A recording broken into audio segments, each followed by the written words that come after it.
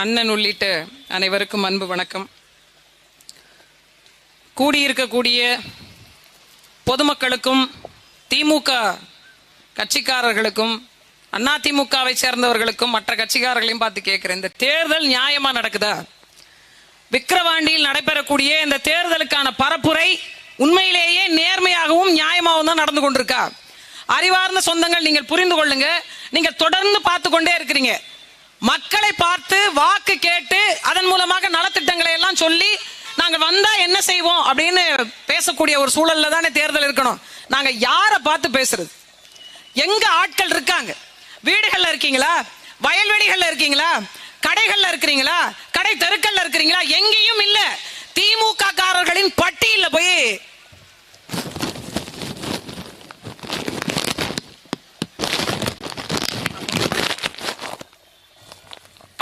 கொண்டு போய் வச்சிருக்க மாதிரி எல்லாரையும் கொண்டு போய் வச்சுக்கிட்டாங்க. இப்ப நீங்க கூட்டி வச்சிருக்கிற இடத்துல தான் நாங்க போய் பேச வேண்டிய சூழல் இருக்கு.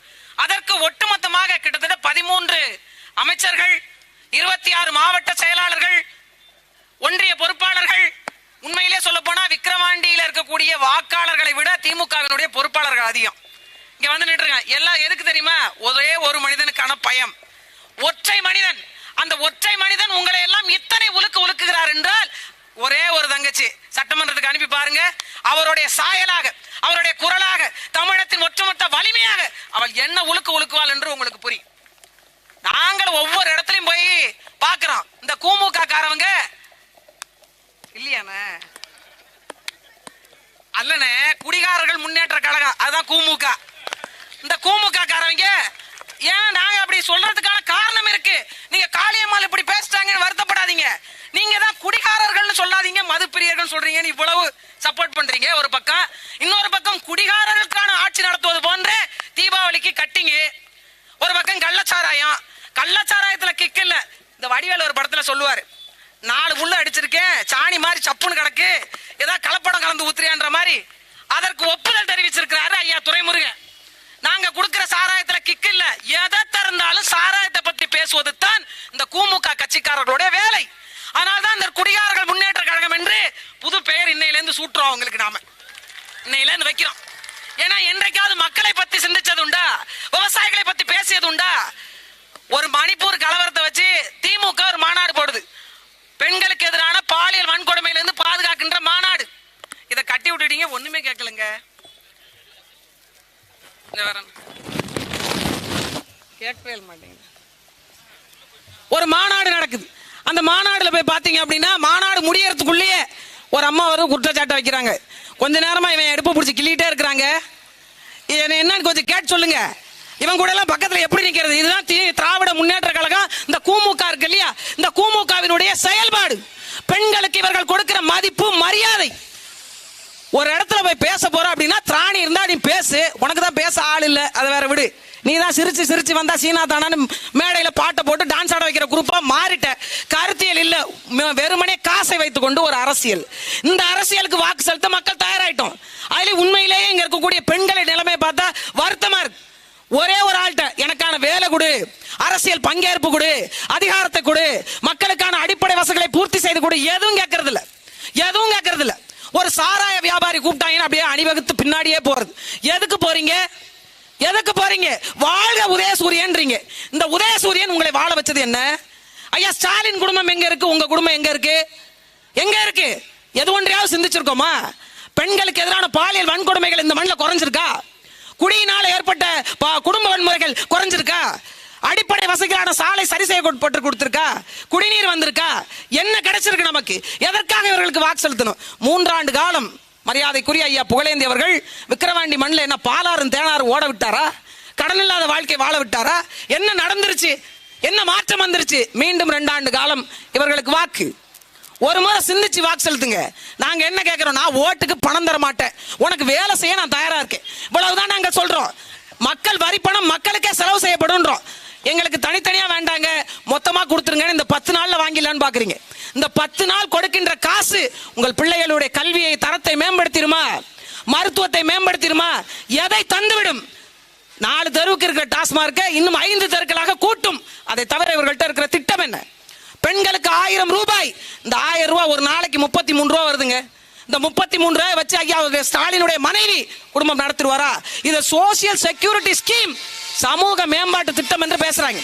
எது சமூக மேம்பாடு? என்னை போன்ற ஒரு சாமானிய குடும்பத்து பிள்ளை, ஒரு கடைகோடியில் பிறந்த பிள்ளை, அரசியல் அதிகாரமற்ற பிள்ளை, ஏதிரிகளாக கிடந்த பிள்ளை கொண்டு வந்து இந்த இடத்துல நிப்பாட்டி வச்சிருக்காம எங்க அண்ணன். அது சமூக நீதி, அது சோசியல் செக்யூரிட்டி, அது சமூக மேம்பாடு.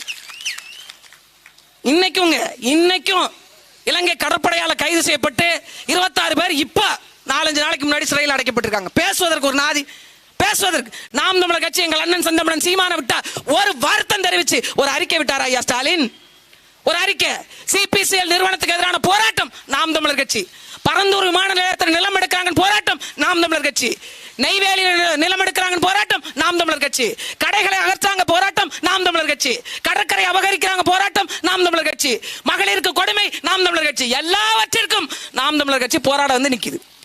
போராடாத ஒரு வாழ்க்கை தரமுங்க, ஒரே ஒரு அரசியல் அதிகாரத்தை தாங்கன்னு கேட்கிறோம். இதை கொடுப்பதில் உங்களுக்கு என்ன பிரச்சனை? 1000 ரூபாய் வாங்கிட்டு தான் ஓட்டு போட்டீங்க. என்ன மாறிடுச்சு வாழ்க்கை? 1000 ரூபாய் இருந்தா என்ன செஞ்சிரும்? 500 ரூபாய்க்கு ஒரு புடவை எடுக்கிறோம், 1000 ரூபாய்க்கு ஒரு புடவை எடுக்கிறோம், ஒரு தடவை துவைச்சா சாயம் போயிடுது. அவ்வளவுதானே 5 ஆண்டு கால வாழ்க்கை? அவ்வளவுதானே அரசியல் அதிகாரம்? அவ்வளவுதானே உங்களுக்கான பங்கேற்பு? நீங்கள் யார் என்றாவது புரிந்து கொள்ளுங்க. நீங்க பேசுறீங்க இந்த பகுதியில் சாதிய உணர்வுகள் அதிகம். ஒரு விபத்து ஏற்பட்டுச்சு, ஒரு மருத்துவமனைக்கு போறீங்க, நான் படையாச்சி, எனக்கு படையாச்சி ரத்தம் தான் வேணும், கேட்டதும் தானாம? அது என்னங்க அவசரம் வந்துட்டா மட்டும் எந்த ரத்தமா இருந்தாலும் கொடுங்கங்கிறீங்க? அப்ப கலப்பு ஏற்படாதா? அப்ப சாதி தெரியாதா? அப்போ அது மதம் தெரியாதா? ஏன்? மனிதனுடைய தேவைக்கு இவை எவையுமே தேவையில்லை, அவ்வளவுதானே. அதைத்தான் நாங்க சொல்றோம், அரசியல் என்பது மனிதனுடைய தேவை. ஆனால் தான் சாதியை கடந்து வாங்க, தமிழராக ஒரு குடையின் கீழ் நில்லுங்க என்று பேசுறோம். சின்ன சின்ன பிள்ளைகளுக்கெல்லாம் ஒரு டிஷர்ட்டை மாட்டி விடுறாங்க, நான் அவன் வெறியன், நீ இவன் வெறியன். நீ தமிழனுக்கு வெறியனாயிரு முதல்ல, நீ தமிழனாயிரு முதல்ல. வரும்போது பார்க்குற ஒரு வண்டியில சிஎஸ்கே வெறியன் எழுதியிருக்கு. ஆமாண்ண, உண்மையாவே சிஎஸ்கே வெறியன். எதில் வெறி கொண்டு நிக்கணும்? நீங்க உன் இனம் அழிகிறது, உன் மொழி அழிகிறது, உன் அரசியல் அதிகாரம் பறிவாகிறது. நீங்க என்ன சாதி பார்த்து ஓட்டு போட்டுட்டீங்களா? நான் பறையருக்கு ஓட்டு போட மாட்டேன், வன்னியருக்கு ஓட்டு போட மாட்டேன் பறையர், நான் செட்டியாருக்கு ஓட்டு போட மாட்டேன் முதலியார். யாரு நினைச்சா ஐயா ஸ்டாலின் ஓட்டு போட்டீங்க? யாரு நினைச்சு ஓட்டு போட்டீங்க? நாங்க எங்க ஆளுகளுக்கு மட்டும் தான் ஓட்டு போடுவோம், உங்க ஆளுகள் அவரு எதற்கு அவருக்கு வாக்கு? அது முதலமைச்சர் இருக்கிறதுலே உச்சபட்ச பதவி தமிழ்நாட்டில். எப்படி கொடுத்தீங்க? உங்கள் சாதிக்காரர்னு கொடுத்தீங்களா? உங்கள் மதத்துக்காரர்னு கொடுத்தீங்களா? வந்தவன் போனவங்க கையில நாட்டை கொடுத்துட்டு உங்கள் வீட்டு பிள்ளைகளை தெருவில் வச்சு கத்த வச்சிருங்க. இதுதான் உங்களுடைய அரசியல் அதிகாரமா? உங்களுடைய பங்கேற்பா? நாங்கள் இங்க பேசுவது எதற்காக தெரியுமா? உங்களுக்கும் சேத்துமான அரசியல், நீங்கள் இழந்த அரசியலை மீட்டு தருவதற்கான பிள்ளையா தான் இந்த இடத்துல நாங்க நிக்கிறோம். கொஞ்சம் முற்று நோக்குங்க, கவனிங்க எங்களை. நாங்க என்ன பேசுறோமாவது பாருங்க. ஆனா கள்ள கொண்டி அடிக்க வரீங்க, சேர தூக்கிட்டு அடிக்க வரீங்க, சுகர் பேஷண்ட் வந்து பிபி பேஷண்ட் வந்து நீங்களே இதெல்லாம் பண்ணீங்கன்னா நாங்கள் பிரபாகரனின் பிள்ளைகள். பச்சை மட்டையினுடைய தொடக்க மன்னன் சீமானினுடைய தம்பி தங்கச்சிகள். நீங்க பாட்டுக்கு வர்றீங்க, பொசுக்கு நாங்க தள்ளி விட்டு கீழே விழுந்துட்டு வயசானவங்களை அடிச்சிட்டோன்ற பேர் எங்களுக்கா? ஏன் இந்த வேலை? நீங்க தேர்தல் பரப்புரை செய்யுங்க, மக்களை பாருங்க, பேசுங்க, கருத்தியலா சொல்லுங்க. நான் இந்த திட்டத்தை கொடுத்துருக்கோம், எங்களுக்கு வாக்கு சொல்றதுக்கு பேசுங்க. யாரும் கேட்க போறது இல்ல. கூட்டி கொண்டு போய் அடைச்சு வச்சுக்கிறீங்க. கேட்டா ஈரோடு ஃபார்முலா, ஈரோட கொண்டு போய் வித்துரும் இந்த விக்கிரவாண்டி ஃபார்முலா. விக்கிற வாண்டின்னு வைக்கிறது போல விக்கிற வண்டின்னு வச்சிருக்கலாம். உண்மையிலேயே வண்டி கட்டி போய் வித்துருவாங்க போல. அப்படித்தான் சாரசாரியா மரியாதைக்குரிய அண்ணன் துரைமுருகன் சொன்ன மாதிரி எல்லாம் இன்னோவா காரு, ஃபார்ச்சுனர் காரு. நம்ம டியூல ஒரு கார் வாங்கினா கூட பெரும் பஞ்சாயத்து ஆக்கிறாங்கண்ணே, பெரும் பஞ்சாயத்து ஆக்கிறாங்க. ஏன்னா போயிட்டு இருந்தேனே உணவகத்து வாசல்ல ஒருத்தர் நிப்பாட்டி ஒரு படம் எடுத்துக்கணும்னு கேட்டார். அது அவர் காரு. நான் அந்த காரை கவனிக்காம நின்று விட்டேனே. அந்த கார் பதறி போயிட்டாரு. காளியம்மாளோட கார் இது அப்படின்னு எடுத்து போட்டாங்களா, அவரு வண்டி ஆர்சி புக்கு எல்லாத்தையும் எடுத்து போட்டுட்டு வண்டி எண்ணுதுரான்ட்டு போடுறாரு. மறுநாள் வண்டி யாருதுன்னு தெரியல, உள்ள இருக்கிறவன் யாரும் தெரியல, வெளில இருக்கிறவன் யாரும் தெரியல, ஒன்னும் தெரியல. ஆனாலும் ஆட்சி அதிகாரம். நான் என்ன பண்ணேன், மறுநாளே போய் ட்ரெயின் முன்னாடி நின்று போட்டோ எடுத்தேன். வந்தே பாரத்னே நம்மளுதுன்னு சொல்லி விட்டு போங்க. மறுநாள் எங்க அண்ணன் ஃபோன் பண்ணி, என்ன ஏத்தா ஜெட்டு வாங்கியிருக்காமே, அண்ணனுக்கு 2 நாள் கூட பரப்புரைக்கு போயிட்டு வருவான், அவனை ஜெட்டு வரட்டும், சுத்தி விக்கிரவாண்டி நாங்க சுத்தமா இல்லையா பாருங்க. ஏன் நாம் தமிழர் கட்சியெல்லாம் கார் வாங்கப்படாதா, ஜெட்டு வாங்கப்படாதா? ஓங்கோல்ல இருந்து ஓடி வந்து பஸ்ஸுக்கு காசு இல்லாம திருட்டு ரயில் ஏறி வந்த கூட்டம். நீங்க இன்னோவால போவீங்க, ஆடியில போவீங்க, ரேஞ்ச் ரோவர்ல போவீங்க. இந்த மண்ணுக்கு சொந்தக்காரியான இந்த மண்ணுக்கு சொந்தக்காரி, வர்த்தகத்தை உலகத்துக்கு கடத்திய கண்ணகியின் வாரிசுனா நான் போக கூடாதா? இந்த நிலப்பரப்பு முழுமைக்கு மாண்ட தமிழினத்தின் பெருங்கூட்டத்தின் வாரிசு நாங்க. என் பாட்டை முல்லைக்கொடிக்கு தேர கொடுத்துட்டு அவன் போயிட்டான். இவங்க கார்ல பவனி போறாங்க, நாங்க நடந்தே போகணுமா. ஒரு சோழனா போய் இதுக்காகவே ஆர்டர் போட்டிருக்கேன். ஏன்னா தமிழ் தேசியவாதிகளால சோழனா போய் மாட்டிட்டு போகணுமாமே. ஷூ போடக்கூடாது, செருப்பு போடக்கூடாது, காலில் ஒரு கட்டையை மாட்டிக்கிட்டு அப்படி போகணுமா. பஞ்சம் முளைக்க வந்த நீங்கள்லாம் இந்த மண்ணில் வாழ்வீங்க. உங்களுக்கு நிலத்தை கொடுத்து, அதிகாரத்தை கொடுத்து, ஆட்சியை கொடுத்து, எல்லாவற்றையும் கொடுத்து விட்டு நாங்கள் ஏழைகளாக திரியணும். எடுத்து தான் போடுறீங்க. அது சொந்தக்காரா இல்லையான்னு பார்த்து நாள் போடணும்ல. அடுத்தவங்கார ஏங்கான்னு சொன்னா அவன் என் மேல கேஸ் போடவா? அதில் ஒருத்தர் எழுதுறாரு, சக்தி மசாலாவில் இருந்து காளியம்மாளுக்கு மாதம் தோறும் 2 கோடி ரூபா வருமானம் வருது. அவன் சம்பாதிக்கிறதே அவ்வளோதான் இருக்கு போல. 2 கோடி ரூபாய். ஏதாச்சும் ஒரு கோடியை கொடுங்கப்பா. தெரு கோடியில் நிற்கிறானா? ஏதாச்சும் ஒரு கோடியை கொடுங்க. விமர்சனங்களை அள்ளி வீசினீங்க. ஆனாலும் நாங்கள் மக்கள் களத்தில் நிற்கிறோம். என்ன காரணம் தெரியுமா? எங்கள் மக்கள், நாங்கள் மட்டும்தான் இந்த நிலத்தை காப்பாற்ற முடியும். 1000 ஆண்டுகளுக்கு பிறகு தமிழனுடைய வரலாற்றை தடுத்து விட முடியும், மறைத்து விட முடியும் என்று கங்கணம் கட்டி கொண்டு திரிந்த ஆரியர்களுக்கும் திராவிடர்களுக்கும் மிகப்பெரிய புலியின் சொப்பனமாக அதே புலிக்கொடியை 1000 ஆண்டுகளுக்கு பிறகு இதே மண்ணில் ஒருவன் பறக்க விட்டிருக்கிறான் என்றால் தமிழனுடைய அறம் வாழ்வாங்கு வாழும். அந்த தமிழனுடைய அறத்தை தமிழ்நாட்டு ஆட்சி அதிகாரத்தையும் பார்க்க வேண்டும் என்றால் எங்கள் அண்ணன் செந்தமிழன் சீமான் அதிகாரத்தில் அமர வேண்டும். அதனுடைய சாம்பிளாக, அதனுடைய மாடலாக, ட்ரெய்லராக என் தங்கச்சி அபிநயாவுக்கு மைக்கு சின்னத்தில் வாக்கு செலுத்துங்க. வாக்கு பெட்டியில 2வது இடத்துல இருக்கு, ரெட்டல் அடிக்கல. அதனால ரெட்டையில இருக்கக்கூடிய 2வது பொத்தான ஒரு அழுத்திட்டு வாங்க. வேலை செய்தா வேணாலும் பாருங்களேன். தேர்தல் ஆணையம் ஏதாச்சும் பண்ணி வச்சிருப்பான். இந்த மைக்கு வந்து ஒழுங்கா வேலை செய்தா அப்படி ஒரு டச் பண்ணி பாருங்க. இது அமுக்குனா நம்ம பேசுறது கேட்குமானாவது பாருங்களேன்.